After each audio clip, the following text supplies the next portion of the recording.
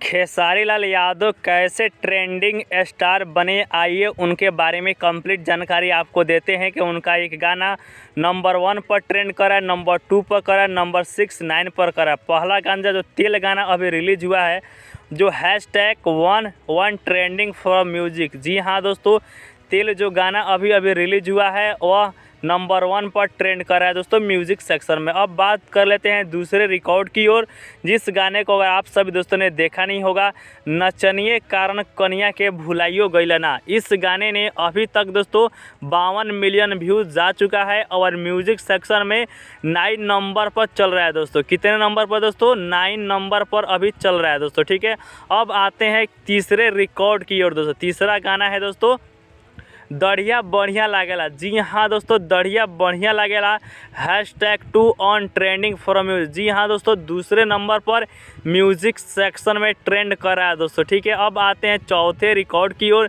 जी हाँ दोस्तों, तबला गाना खेसारी लाल यादव का 1 मिलियन लाइक हो चुका है और व्यूज़ की बात की जाए तो 58 मिलियन।